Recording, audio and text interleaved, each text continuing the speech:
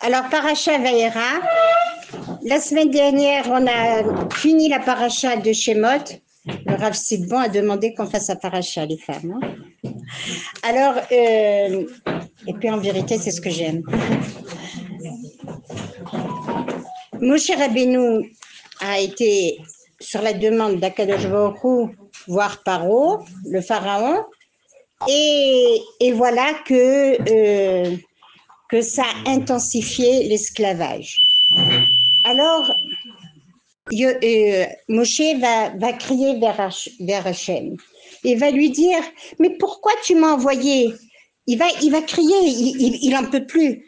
Hein, Moshe Rabbeinu, on peut le rappeler qu'il était tranquille chez Paro, il était son fils adoptif. Non, chez Paro. Hein, il était un prince, il est sorti, il a vu la souffrance de Ham Israël, il a plaidé pour elle, et Akadosh Baruch Hu a vu combien il était la personne, le leadership pour sauver Ham Israël. Alors, il faut quand même revenir un peu en arrière. Akadosh Baruch Hu lui dit, d'abord, Akadosh Baruch Hu est très choqué, et il va lui dire...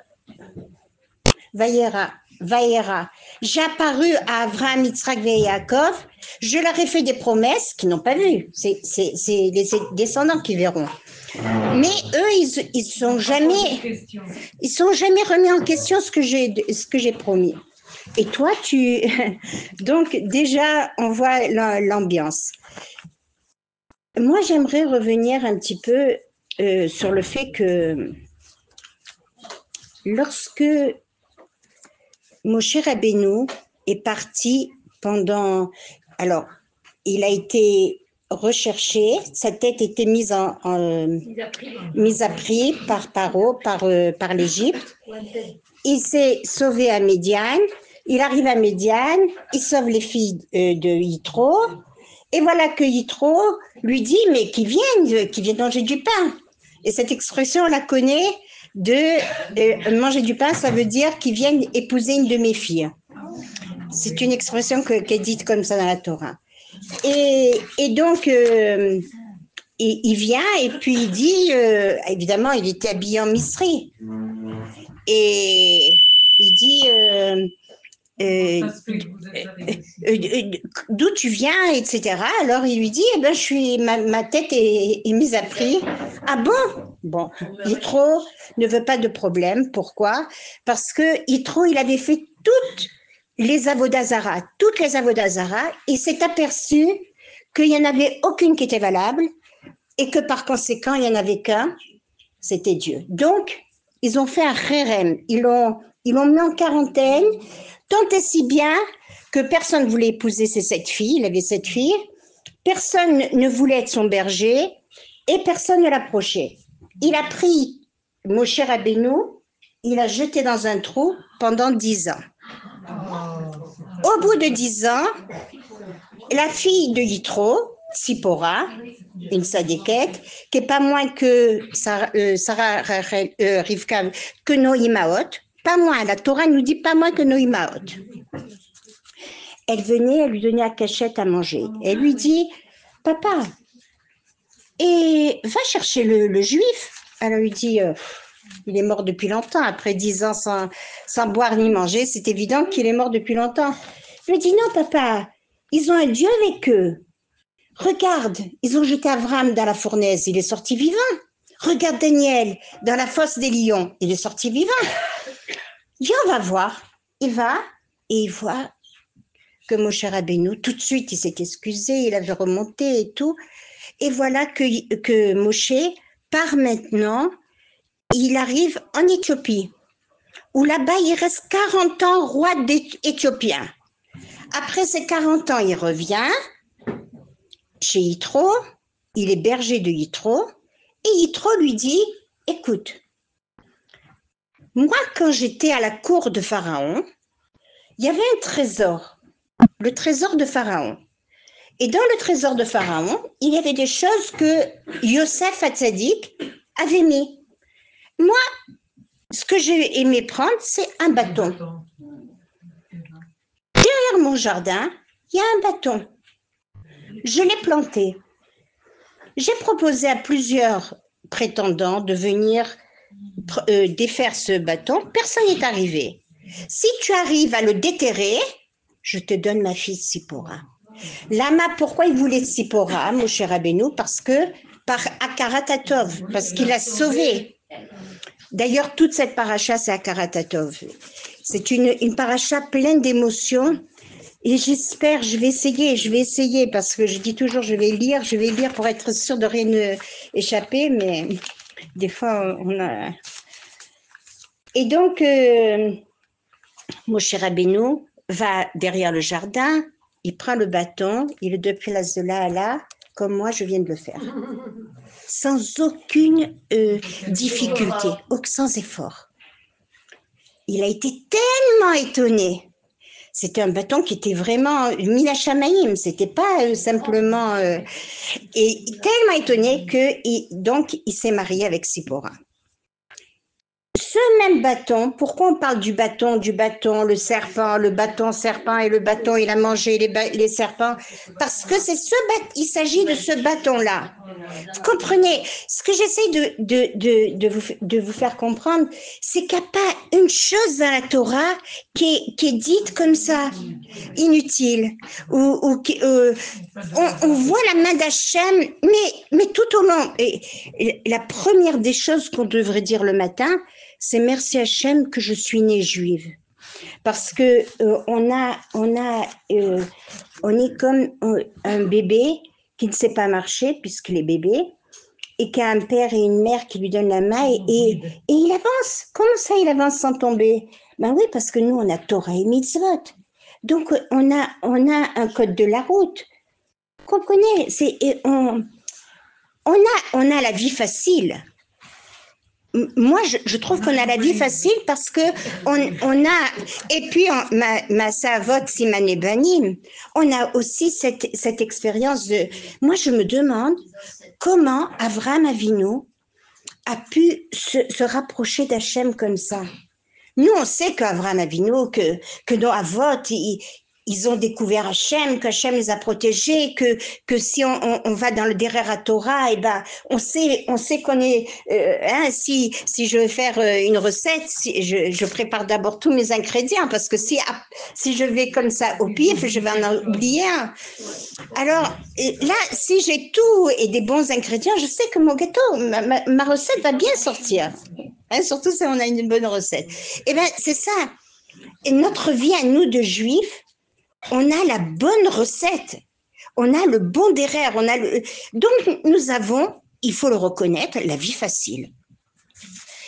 Et oui, les Torah et Mitzvot, c'est pas évident, mais quand on le fait, d'ailleurs, essayez un matin de ne pas faire votre fila, vous allez voir, vous avez l'impression que tout va foirer dans la journée et il manque quelque chose parce que on est rattaché vers Hachem. Qu'est-ce qu'on veut, nous? On veut rien que se rapprocher d'Hachem. Alors Hachem, il nous a expliqué, tu veux te rapprocher de moi, fais Torah et Mitzvot. Donc surtout en Israël. On a un srout et on doit l'exploiter et on a aussi un devoir d'être en Israël. On a aussi un devoir. Et donc, pour revenir à Moshe Rabbeinu, il va... Alors, donc, on a vu ce bâton, Moshe Rabbeinu, il faisait 5 mètres de hauteur. Il faisait 5 mètres de hauteur. Et le bâton était plus haut que lui. Et c'était un bâton très imposant. C'était un bâton très imposant. D'ailleurs, si vous lisez la paracha, vous allez voir le mot bâton qui va sortir plusieurs fois comme ça. Alors, évidemment, la première des choses qu'Hachem lui recommande, c'est de prendre son bâton et de lui démontrer que le bâton va devenir serpent. Pourquoi serpent? Alors, évidemment, je ne suis pas rentrée dans tout, mais Paro disait « je suis un serpent ». Je suis un serpent. C'est pour ça qu'Akadosh Baruch Hu, la première des choses qu'il lui a dit, c'est de devenir le bâton qui devient un serpent. Alors, évidemment, Bilam, qui faisait partie des ministres, des conseillers, il a ricané, il a ri, il a dit, ça c'est un jeu d'enfant. Alors, Pharaon, il dit, mais même ma femme, comme si une femme savait moins faire que les autres, mais elle, c'était la plus grande des magiciennes. Alors, il a voulu tromper Moshe Rabbeinu. Il a dit, même ma femme, mais même les enfants, c'est vrai qu'ils ont réussi à faire des serpents. Et voilà que maintenant, toute la cour jonchée de serpents, plein de serpents, plein de serpents. Alors, les conseillers commençaient déjà à ne pas être très rassurés. Mais Akadosh Baruch Hu, il avait dit à Moshe Rabbeinu, tu prends le serpent par la queue et tu vas voir, il va redevenir bâton. Mais le bâton, pas le serpent, le bâton est parti et il a avalé tous les serpents. Et Paro, qui était plus petit que Napoléon, il a eu peur, je vous assure, il a eu peur. Il a dit, mon Dieu, il va m'avaler à moi aussi, avec mon trône, il va m'avaler aussi. Il a eu très peur. Alors, vous voyez où on en est. Et malgré tout, Paro durcit son cœur. Et voilà que les 7 plaies, Hachem va envoyer 10 plaies. D'ailleurs, si on prend les 2 derniers mots, les 2 dernières lettres de Vayera, ça fait 7, la valeur numérique. Donc, dans ça va nous expliquer que dans cette paracha, il va y avoir 7 plaies. Et dans la paracha d'après Bo, voilà, Bo c'est Bet Aleph c'est 2 plus 1, ce qui fait 3. Et avec 7 plus 3, ça va faire les 10 plaies. Et par quoi va commencer les plaies? Paro s'imagine qu'il était une divinité. Et il pensait que le Nil, c'était lui qui l'avait fait. Ah! Alors, Akadosh Baruch Hu va tout faire Mida Keneged Mida. Il y a même des Chachamim qui disent cave les caves. Ça veut dire ligne de ligne. Mais ce qui est le plus employé, c'est Mida Keneged Mida. Tout comme Paro, il a pris un bain avec chaque jour le sang des Bnei Israël, des enfants d'Israël, Akadosh Baruch Hu va rendre le Nil saint. Mais c'est pas simplement que le Nil va être saint, c'est que entre les pierres, de partout où il y avait de l'eau, dans les murs, de partout, le sang sortait. Alors d'abord, il y avait une odeur nauséabonde, mais en plus de ça, il crevait de soif. Il crevait de soif. Alors, ils essayaient de presser un citron, il sortait du sang. Ils voulaient couper une orange en 2, il sortait du sang. Il y avait du sang de partout. Jusqu'à ce qu'ils se sont aperçus que oui, à Goshen, si par exemple un juif buvait avec une paille et qu'un Misri, un Égyptien essayait dans le même verre d'eau, eh bien, un c'était du sang, l'autre c'était de l'eau. Alors bon, on a compris, on va vendre de l'eau. Mais le cœur du juif, vous le connaissez? Bon, allez, je vais lui vendre après coup. Alors, eh bien, Akadosh Baruch Hu n'était pas d'accord. Suivant la souffrance qu'il a occasionnée au Bnei Israël, le prix montait. Et tant que c'était pas au prix à la hauteur de l'Égyptien, l'eau c'est resté du sang pour eux et de l'eau pour les Bnei Israël. Alors, regardez la grandeur d'Hachem, c'est on peut pas s'imaginer. Alors c'est vrai, oui, c'est vrai que les Bnei Israël se sont enrichis par cette première plaie. Dès la première plaie, les Bnei Israël savaient qu'il y avait Hachem avec eux.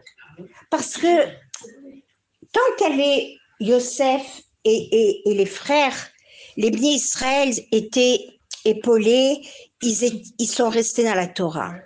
Mais dès que les Shvatim sont morts, Alors, on a commencé à ouvrir les frontières, à s'assimiler. Et il y avait la Vodazara qui s'était installée, elle était chère au Bnei Israël. Donc, dès la première plaie, ils ont senti qu'Hachem était avec eux. C'est vrai que cette recherche de paille, c'était une hantise pour eux. Jour et nuit, ils y pensaient, jour et nuit, ils travaillaient là-dessus. Et c'est vrai qu'ils ont souffert. D'ailleurs, pourquoi de 400 ans à 210 ans? Parce que d'abord, ils ont travaillé 2 fois plus, ils ont été asservis 2 fois plus, mais aussi parce que chaque femme juive avait 6 enfants à la fois. Donc, le Chevi a diminué, et il a diminué. Il a diminué parce qu'ils étaient plus. Ils étaient plus et ils ont été beaucoup plus asservis que ce qu'ils auraient dû. Donc, il y a le Chevi, le Sherboud, l'esclavage de 400 ans a été diminué à 200 ans. Il y a plusieurs explications, c'est pas le plus important. Et donc, voilà, ça c'était pour l'eau. Après, il y a eu les grenouilles. Alors, les grenouilles, c'était une grosse grenouille qui est sortie du Nil et qui s'est dirigée directement vers le palais de Pharaon, comme si elle était aimantée, comme si elle était télécommandée. Elle avait une mission. Voilà. Alors, dès qu'ils ont vu la grenouille, ils ont tapé dessus. Qu'est-ce qui est sorti? Un régiment de grenouilles. Bon, alors, ils retapent dessus un autre régiment de grenouilles. Ah, ils retapent dessus un autre... Bon, apprends, arrête de taper. Non, ils ont continué. À chaque fois qu'ils voyaient une grenouille, ils essayaient. Et l'Égypte était envahie de grenouilles. Mais je sais qu'il y en a beaucoup qui viennent de la Méditerranée et qui vont me dire, la grenouille, c'est excellent, on m'a dit hier. C'est délicieux, la grenouille. Alors, ils étaient écœurés des grenouilles. Parce que d'abord, c'est gluant, parce qu'il y en avait de partout, mais de partout, ça veut dire dans les lits, ils faisaient la pâte et elle rentrait dans le four, la pâte, elle retombait parce que... Mais tout ce qu'on peut dire, Paro essayait de parler à ses conseillers, il faisait quoi parce qu'il avait et les conseillers lui répondaient quoi parce que eux aussi c'était dément. C'est facile d'expliquer et de dire, mais imaginez-vous 2 minutes l'importance de cette plaie, l'importance de toutes les plaies, mais comment Akadosh Baruch Hu s'est déjoué d'eux.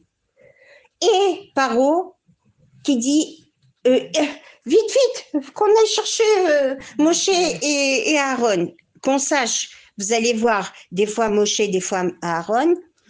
Pour Akadosh Baruch Hu, Moshe et Aaron étaient au même niveau. Hein. Et donc, ils arrivent et il dit, je t'en prie, priez votre Dieu. Ah tiens, je ne le connais pas, notre Dieu. Comment ça se fait que maintenant tu veux qu'on prie? Tout d'un coup, il existe. Ah oui, priez votre Dieu et qu'il arrête la plaie. Et Moshe lui dit, et quand est-ce que tu veux qu'il arrête la plaie?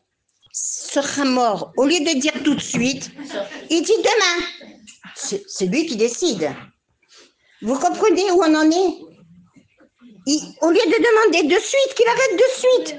Non, demain. Pourquoi? Pour savoir si c'était vraiment... il voulait prouver que c'est quand même lui qui était là et qui dirigeait. Bon, alors le lendemain, à l'heure qu'il a dit, la plaie s'est arrêtée. Alors, c'est comme ça, plaie après plaie.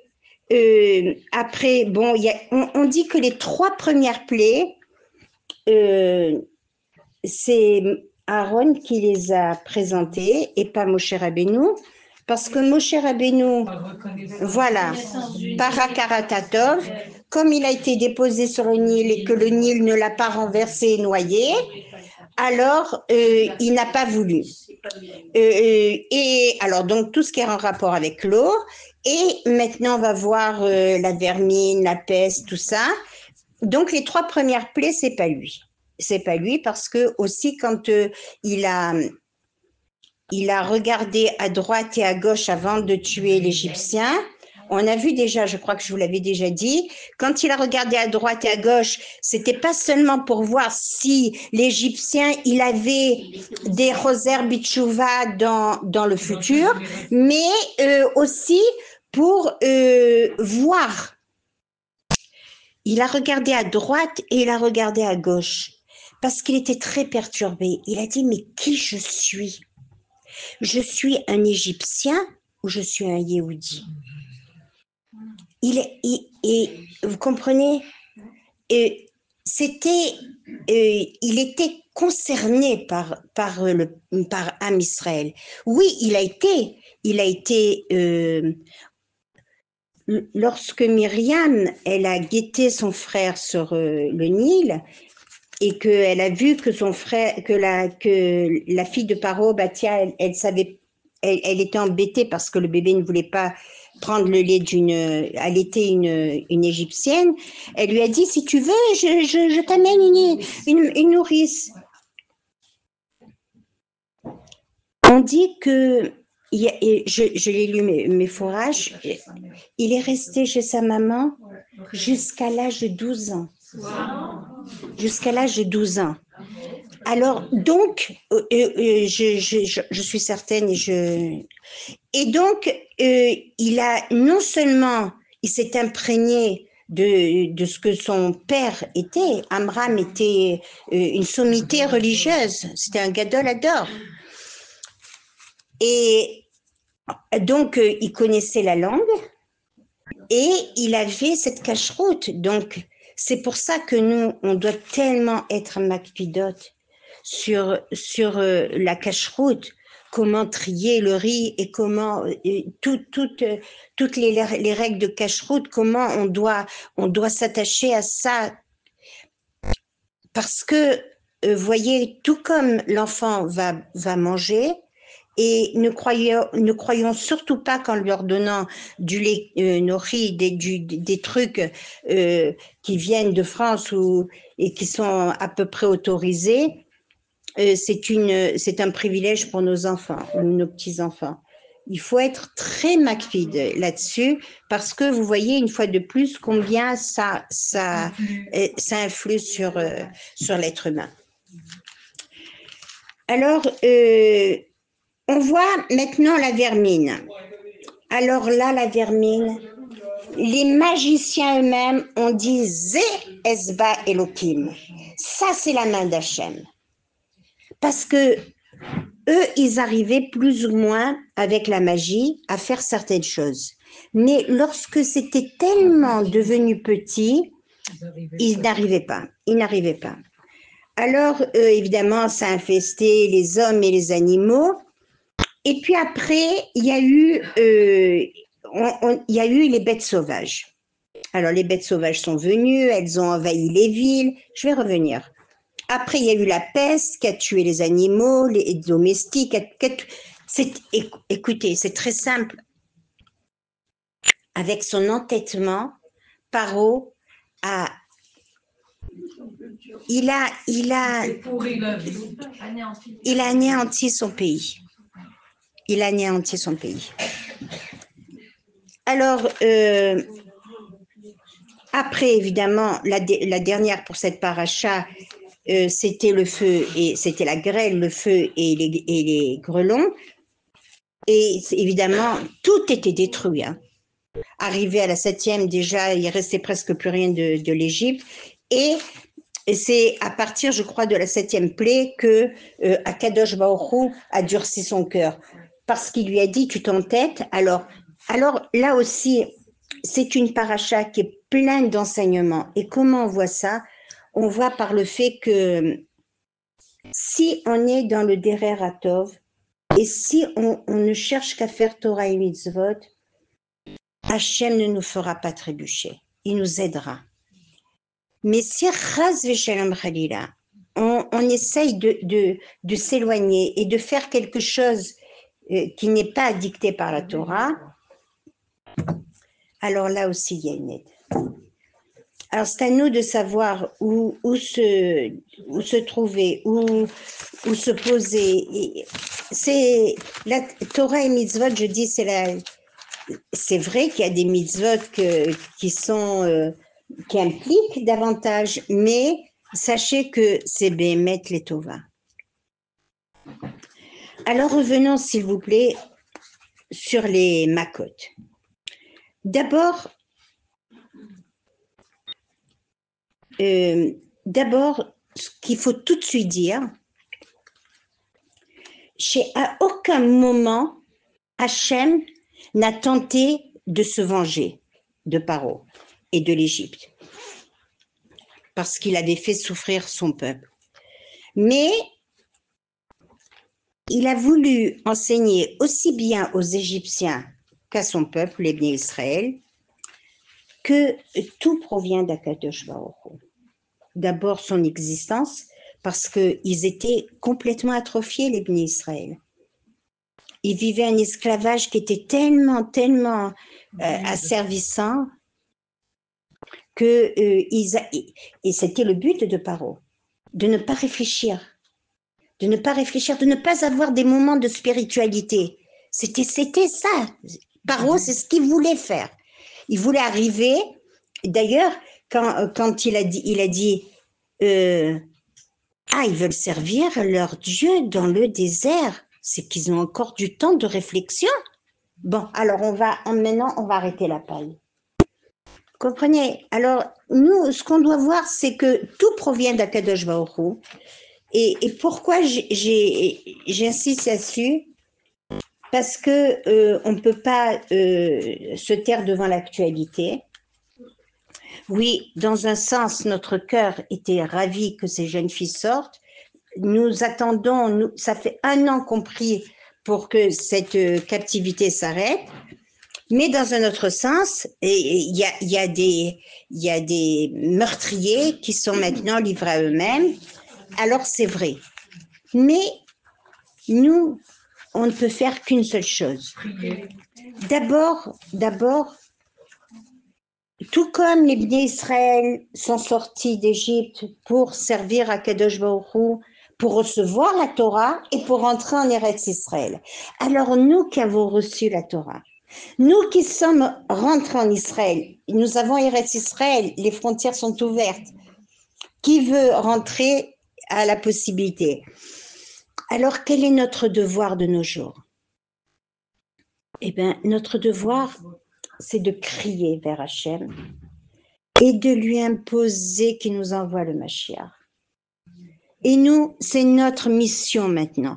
Notre mission Archav, c'est de crier vers Hachem et de le supplier, la brioute, pour la vérité on dit.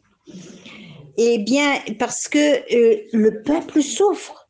Alors, où il y a des maladies, où il y a des ceci, le peuple souffre. Jamais il y a eu autant de souffrance. Essayez de faire une liste. Je commence à prier pour tel. On n'arrive plus. Où elle est ma liste d'avant, je commence à prier. Ah oui, mais alors, il faut que je m'arrête parce que sinon, l'autre, il va... je vous dis la vérité, il m'est arrivé de dire à Hachem, je t'en supplie, guéris toutes ces listes. Parce que j'arrivais plus. C'était ou ça, ou la tfila, ou... J'arrivais plus. Donc, notre but, et cette paracha vient nous apprendre beaucoup de choses. Elle est pleine d'émotions parce que Hachem ne cherche qu'une seule chose, c'est à nous prouver qu'il nous aime, qu'il est là pour... Alors, évidemment, le mal qui était chez les Égyptiens, c'était le bien pour les Hébreux. Mais Hachem a fait des promesses, il les a tenues.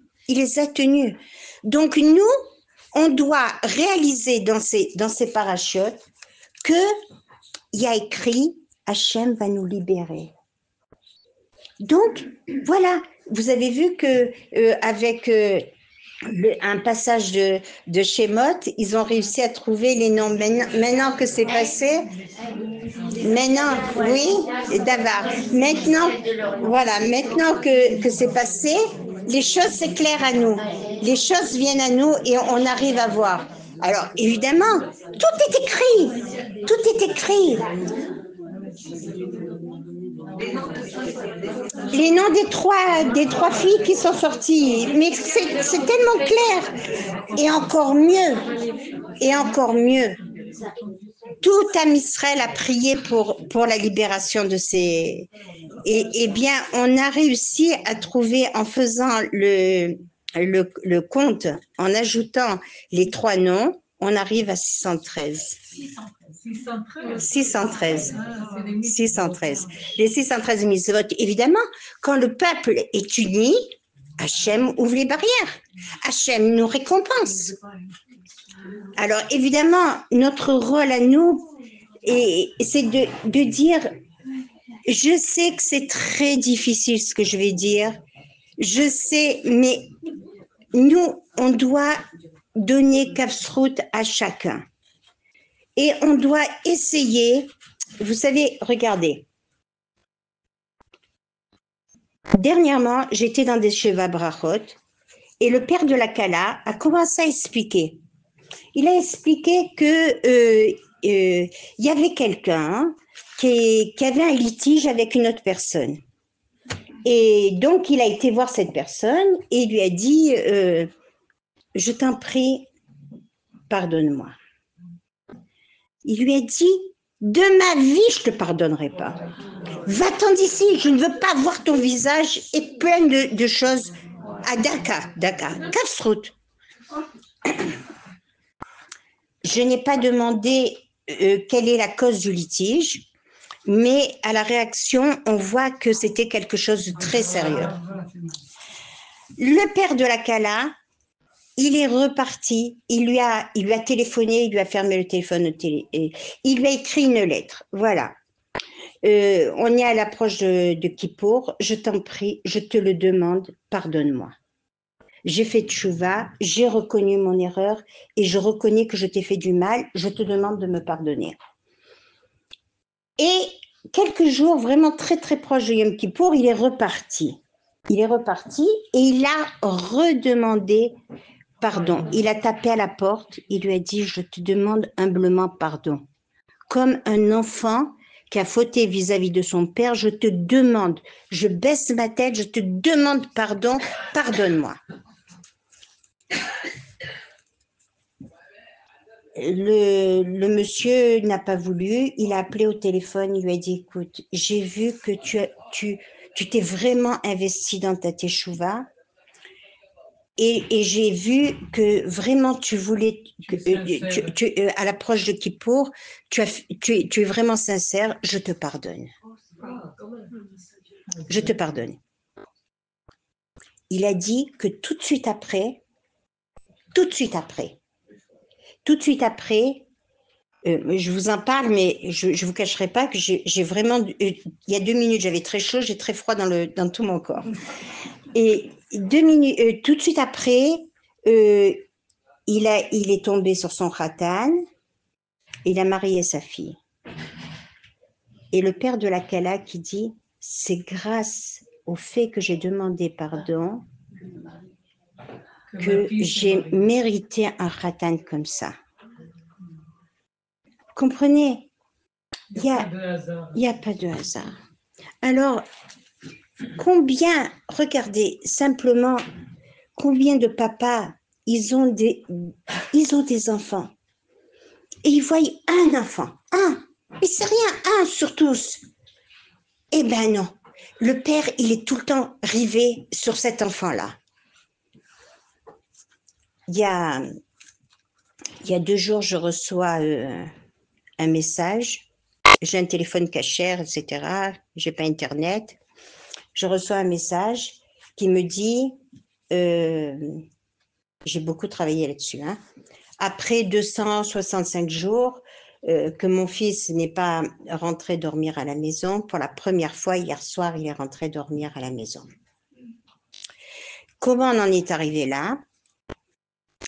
Dès que j'ai su qu'il y avait un gosse qui était en litige avec sa famille, alors, comme j'habite au centre-ville, au-dessus de Shmuel-Anavier, les jeunes, ils tournent beaucoup, vous voyez, comme ça. Alors, j'ai essayé d'attirer le jeune en lui disant, viens Shabbat, Shabbat Shalom, Rosh Chodesh Tov. J'étais tout le temps comme ça. Et c'est ce qu'il faut faire, c'est ce qu'il faut faire. Quand vous voulez obtenir quelque chose de quelqu'un, il faut s'acharner, Mais n'ayez pas peur, soyez douce, soyez gentille, n'envoyez pas des cœurs à un garçon, évidemment, mais soyez avenante. Et Motsai Shabbat, je m'étais aperçue que j'avais eu tellement de travail, je lui avais pas dit Shabbat Shalom. Alors tout de suite, Motsai Shabbat, je lui laisse un message, Shabbat Shalom, où es-tu, où as-tu passé Shabbat, etc. Alors elle me dit, j'étais à Bnei Brak, chez ma grand-mère. Ah bon? Et ça s'est bien passé, tu es content? Et maintenant, où tu es? Alors il me dit, je suis à Tel Aviv dans un match de football. Alors je lui dis, ah très bien, et j'espère que tu t'amuses bien. Et tu es tout seul? Non, je suis avec des copains. Bon, c'était pas du tout rassurant pour moi, mais enfin, je lui dis, ah bon, très bien. Alors, si tu finis tard, alors donc tu retournes à Bnei Brak dormir. Peut-être que tu irais dormir chez ton père et ta mère. Comment j'ai dit ça, je ne sais pas. Vous voyez comment Dieu il fait dire les choses. L'enfant a été dormir cette nuit-là chez son père et sa mère pour la première fois depuis 260. Enfin, je sais pas qu'est-ce qu'il m'a dit le père depuis 260 et quelques jours. Ce que je veux dire, on a tous une mission. Ce qu'il faut, mesdames, c'est ne pas voir juste le bout de son nez. C'est vrai que on a plein de problèmes, que la semaine dernière, mercredi, je dis quoi? Déjà c'est mercredi, mais oulala, il faut vite faire. Les semaines passent très vite et on s'aperçoit, ça y est, il faut préparer Shabbat, ça y est, les lessives. Bon, alors c'est vrai que le début de la semaine, je suis sans arrêt dans les shiurim, mais les fins de semaine, c'est pour ma maison et pour Shabbat. Alors, c'est vrai qu'on est dépassé, mais malgré tout, on doit penser, on a une mission, on doit aider. Je ne vous demande pas d'aider les enfants des voisins, mais nous, dans notre famille, cherchez. Moi, vous savez, j'ai une feuille, j'ai plein de feuilles chez moi, évidemment. J'ai une feuille, et sur ma feuille, enfin, un peu plus qu'une feuille d'ailleurs, une grande feuille, et ça ressemble presque à un tableau, où il y a le nom de chacun de mes enfants et chacun des petits-enfants. Le nom des enfants, petits-enfants. Et maintenant, ça s'agrandit avec les arrière-petits-enfants, il va me falloir plusieurs feuilles. Et quand je vais allumer mes nérodes de Shabbat, d'ailleurs, j'allume mes nérodes de Shabbat, la brioute, vous voyez que je dis la vérité. Et quand j'allume mes nérodes de Shabbat, j'en ajoute toujours 2 pour les chatoufim qui ne peuvent pas allumer, donc je pense aussi à eux. Mais ce que je veux dire, même si c'est pas pour essayer de faire, de prier pour les autres, d'aider les autres, au moins, allez avec votre liste devant les nérodes de Shabbat et priez pour chacun des enfants. Écoutez, je peux vous dire quelque chose. Il y a un groupe qui s'appelle Teshuvah et au départ c'était pour des enfants qui s'étaient un peu éloignés et qu'on voulait Chosrim B'Teshuvah. Il n'y a pas de tfilote qui reste vide. On ne peut pas se mentir. Il y a, oui, une transformation chez ces enfants-là. Notre rôle à nous qui sommes des mères, nous qui sommes des grands-mères, c'est un grand privilège. C'est un grand privilège d'être une maman et une grand-mère. On doit, même si nos enfants ne le savent pas, notre rôle, c'est d'être avec eux, présents, prier pour eux, essayer d'être là. Mais vous savez, C'est la première aide qu'on peut leur apporter. Alors là, je m'éloigne un peu de mon... Mais c'est juste pour dire que quelles que soient les étapes de la vie, on ne doit pas avoir peur. La peur, elle dégénère les problèmes. Elle n'arrange rien. Et c'est vrai qu'il y a beaucoup de gens dans les shtarim qui ne sont pas rassurés par la libération de tous ces prisonniers. Mais Bezrat Hashem, peut-être que grâce à tout ça, ça y est, le libérateur va se dévoiler. C'est ça qu'on doit voir. On doit voir que Hashem ne fait pas un mal pour un mal. Nous, on est des humains, on croit qu'il y a des épreuves. Mais en vérité, un jour ou l'autre, tout sera révélé. Et on verra que c'était peut-être un mal à notre vue, mais que ça sortira un bien. Amen, amen. Et on ne doit pas avoir peur du tout de cette... Des épreuves. Alors, regardez, il y a... J'attends. On va passer à l'appelé des bêtes féroces. Alors, regardez la grandeur d'Hachem. Lorsqu'une bête féroce, elle n'est pas dans son milieu ambiant, elle ne fait pas vraiment du mal. Elle fait du mal, mais pas autant que si elle était dans son milieu ambiant. Ça veut dire que quand Akadosh Baruch Hu, il a envoyé, il est là, les bêtes féroces, par exemple, il a amené l'ours polaire avec sa banquise.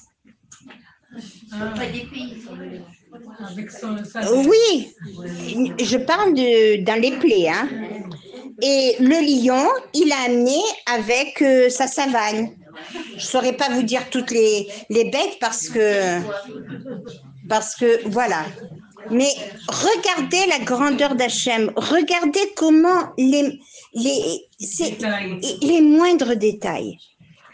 Comment on peut être soucieux des situations et tout. Il est là? Ok. Voilà. Parce que Hachem est là et cette paracha, cette merveilleuse paracha vient nous rappeler, mes enfants, vous n'avez aucune crainte à vous faire. Hachem est avec vous.